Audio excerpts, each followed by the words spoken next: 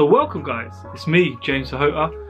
I wanted to do a quick video review on this one. I was thinking about jumping on another podcast, but I'm all podcast out for today, a good couple of hours of recording. So I thought, you know what, I'm going to shoot myself a quick video. Now, the purpose of this video is a quick review from last night's PPN event in Knightsbridges. Now, it's only the second time that I've attended a PPN event, but I gotta say, this event is looking good. It's looking sharp. I'm loving it. I'm loving the turnout. I'm loving the host. I think Tej, Pippa, you guys are doing a fantastic job. It's just very, very well put together. You can see people are excited. People are talking. People are interacting. Everybody's getting on, and there's a real good vibe about the place. Bumped into a lot of people that I already know. Few regular faces that I've seen at other events. It's nice to be recognised and have a chat with those guys from other events. Some really sound people there as well. But I think, if I'm being honest with you, the star of the show was only one person there today. I think she stole the limelight for the whole show, and she put on a fantastic talk. Went into some real in-depth stuff, and I've always taken really great value from this person, and I think yesterday she just delivered some real bombs, some real golden nuggets of information, some real eye-openers. So I thought, before my old brain forgets it all, let me get it down on the video, let me get it out here for people, just as a quick review of what went down yesterday at the PPN Knightsbridge event. That's PPN Knightsbridge with the lovely Pippa and the not so like easy on the eye Tej, but Tej, my man, me and him got a bit of banter. I love you really, son. Daddy here, Uncle G. But yeah, the event was good, and limelight was taken by no other than Susannah Cole. Now, if you don't know who Susannah Cole is, where have you been, man? Who does not know Susannah Cole? I think big up Tej on the podcast that he did with her. I think it was a while back now, but like Tej said, it was a podcast that had the most amount of reach to him, in the sense that I think he said it was one that people were like calling in to him and saying, "Wow, Tej, that was a great podcast." Me as well. I reached out to him and said, "Whoa!" The minute I heard that, it was like, "Damn, this woman's talking my language. She's talking my strategy. She's doing everything that I want to do." So I could really relate with her, especially with at the time there's this massive hype with rent to rent essay and all this, and I'm thinking, damn, am I making the wrong strategy decisions? Am I doing the wrong thing? And then when she comes on there and she says, nah, you want to be looking at old school buying a property and looking for capital appreciation on it, and don't waste your time with rent to rent. Not that I've got anything against it, I think it's a great strategy, so I ain't cussing it in any way. So you boys out there doing rent to rent, I know who you are, man. Don't be looking at me trying to shoot me down. Nothing against it, but she was talking my language and it really resonated with me. So I'm sure everyone would agree. The minute she came on the stage, there's a presence about this lady. She's quite small in height, but I describe her as a pocket rocket. She's got so much energy. Bang, she's always on it, and you can tell she's someone who works really hard, or has worked really hard to get to where she wants, and she's very passionate about what she talks about, very passionate about the whole property field, deal packaging, and just property in general. And she's obviously very clued up. I've been following her for a while, been following her content online, and I think it's great content. Got to speak to her last night, and we're personally kind of considering a mentorship program with her ourselves, because we're at a point now in our business where I think we need to put together a clear business plan on how we're going to achieve those goals. And we're not afraid to reach out and say, hey, you're doing something very good, can you help us? And we think she's doing something very good, and we've reached out and said, can you help us? So yeah, if you're in the same boat, reach out to her, because I think she's great. But I wanted to share some of the notes I took down yesterday while I was there at the PPN event.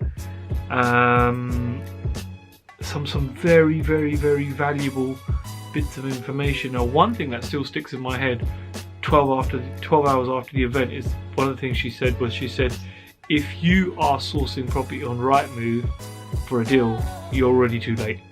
you know, by the time it gets to Rightmove or by the time it's listed on Rightmove, it's no longer a deal. And I was gobsmacked when I heard this, because our strategy is probably a little bit different, because we source land for new builds and we found some deals on Rightmove, or we found potential contacts through Rightmove. So for me it was like, whoa, hey, I found bits on Rightmove before that turned out to be very, very profitable. But I suppose my strategy is different. It wasn't buying below market value or adding value or actually purchasing a deal that you flip. Ours is more finding a plot of land that has no planning permission, putting planning permission on it, building it, refinancing it. So totally different strategy, but nevertheless it really stood out to me. So point number one, when she said, if it's reached Rightmove, you're too late. I was like, wow, okay, just bear that in mind, guys. If it's on Rightmove, it's too late. Moving on for that, she said all the deals that she sourced have been directly through agents or relationships with agents. This was something else that she touched upon, which was very, very important. Susannah mentioned, was building relationships with agents. And she stressed that you want to have, you know, good 100 agents in your area. You want to have reached out to them and built this relationship with them. Again, some of the things that stood out was, she said, an agent has a pretty shit job. He has a pretty hard time. You know, his boss is breathing down his neck because he's not done viewings. And developers apparently are the worst people to deal with for an agent. So, you know, some of the tips she said was, go in there, be nice to the agent, talk to them, find out about them, what do they do, you know, build a rapport with them, build a real rapport with them. So things you'd think are common knowledge, but I'm sure you agree, when you spoke to an agent, I don't know about you, but when I speak to an agent, they bloody annoy the hell out of me sometimes, you know, asking me for this and this, and there's been times where I haven't had the best relationship with an agent. So I took some real value from that when she was talking about agents. So as a second thing, build a very, very good relationship with your agents. Know who the agents are in the area, and make a conscious effort to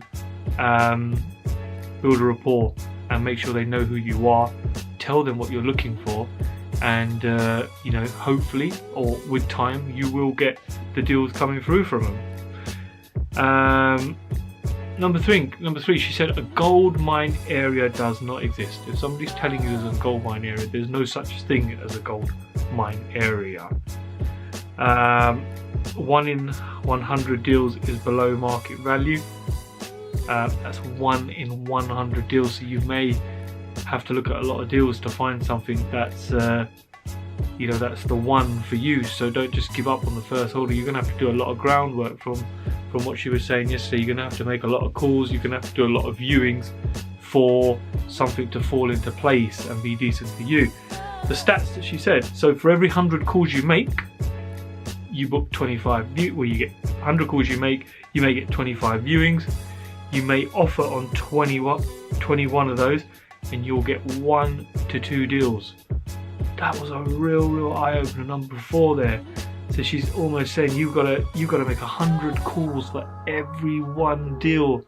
Damn, that's a lot of calls. Yeah, so that's every single day to get those deals in. And off of that, off of the 100, you're only going to get 25%. 25% of those calls are going to lead to viewings. You know, 25 viewings, and then you may offer on 21 of those to secure 1 or possibly 2 deals. So look at the numbers there: 100 calls, 25 viewings, 21 offers, 1 to 2 deals. That's a lot of work for 1 deal. So just bear that in mind. It ain't easy as just getting on there and thinking, well, I'm going to buy myself a proper job done, got myself a deal. What else did she say that really stood out for me was, okay, London is our investment spot. We invest in London. Now, recently we've been thinking, no, we can't find no deals, man. What's going on? There ain't no deals. Like, there ain't no buy, refurb, and, you know, flip off and flip deals or refinance deals. One thing that she said yesterday, she said, if you ain't finding deals, you ain't looking hard enough. And I think she referenced that to the guys in the room, that London people sitting there, saying she would love to be in the London market because she feels there are deals. Again, that got us thinking, are we not looking in the right area? Are we making the calls? Are we making enough calls? And after reviewing today, we realised no, we're not. We're just giving up quite easily and thinking we're going along with the talk as to say that nah, London's too expensive. There ain't nothing going on here no more. So again, another light bulb moment for us was no, we're not priced out of London. We're just not looking at enough deals, man. We need to up our game. Instead of making 100 calls, let's make 200 calls. Let's make 300 calls. Let's really put ourselves out there to find the deals. Let's get out of our comfort zone and do something that other people ain't doing. So thank you for that golden tip as well. That was another really big eye opener for us. We moved on to auctions. Again, auctions. She mentioned are wholesale. You're buying it wholesale, but occasionally you'll get so many people in there that wholesale then turns to retail. If somebody's buying a home to live in for themselves, they don't mind paying the retail, but auctions are still a very good bet for buying a decent property. Susannah's take on this was that pre-auction is the best position you want to be. Buying it prior to even going to the auction, making an offer, getting hold of it before it goes to auction. Nice little tip there. At auction, be firm with your price, she said. Never ever go above what you're willing to pay for it, or what it's worth with the figures that you've done. I was speaking to a fellow podcaster today who we interviewed, and he was saying the same thing. Don't get into emotional bidding. Be strong. He won't move £500 this way, £500 that way to get a deal done. Once the figures are set, he's very, very, very firm on it. Post auction as well. Don't do what the crowd's doing. If the crowd are, if the crowd's saying, nah, that property's a bit dodgy, it might be a bit this. Don't listen to them. Post auction, if a property hasn't sold, find out why it's not sold. Go in there, do your work, and you might get yourself a deal then as well. So some real golden information there as well. And she said you will buy 1 in 4 properties you bid on at auction. So the ratio is a lot lower than when you're calling agents. So another really good bit of information. And if I look back, we've had some of our best buys at auction. So firm favourite of auctions, but you can get emotionally tied in and you start bidding too heavy, and then before you know it, you've emotionally bidded and you pay too much, like we did with the property in Birmingham, which we turned into HMO. There is a video on this one. I'll post the link below so you can have a look. We paid 3 times over the guide. Yes, 3 times over the guide. Got cussed for it on TV by Dion Dublin, but we still managed to turn a profit on it. So we were okay, just about. Another point: don't buy with your own money. Even if you've got your own money sitting there, if you've got potential investors that want to invest with you, get your investor pool together. So if people are expressing an interest in what you're doing, or they're saying, hey man, I want to get in a deal with you, start building your investor line up. Build your investor list and get them to commit to certain amounts. So it's always nice not to be working with your own money, because you could use that for something else. You could use that for another deal. So build up your investor list, your JV partner list, and do it now before you've got a deal on the table. Don't do it when you've got a deal, because that's when it's difficult. Do the groundwork now before you've got the deal, so that when the deal lands, you're ready to go and bang on with it. If you're new in property and you don't have money, one of the hot tips Susannah gave was deal sourcing, which you hear a lot about deal sourcing. I don't know, I've never really been a fan of it until yesterday, until I saw kind of like the figures that can be achieved from a decent deal that you can sell on to someone. And it's a great strategy for somebody who doesn't have any money to start with. So you could always find the deals, find the investors, link the two together and charge a fee, and start accumulating some cash there until you're ready to put it into a purchase of your own. So deal sourcing was another nice hot tip from her. Investor days. Do your own investor days. Run an investor day. If you're looking for investors, put on a nice afternoon, put on a nice day. A few drinks, a few nibbles, get them down, talk to them, show them what you're all about, have a nice investor pack, and get investors on board. Get them all in one room together, do a pitch, and fingers crossed, or as she says, statistics will show that you will get someone investing with you at some point. What else was there? What else was there? What else was there?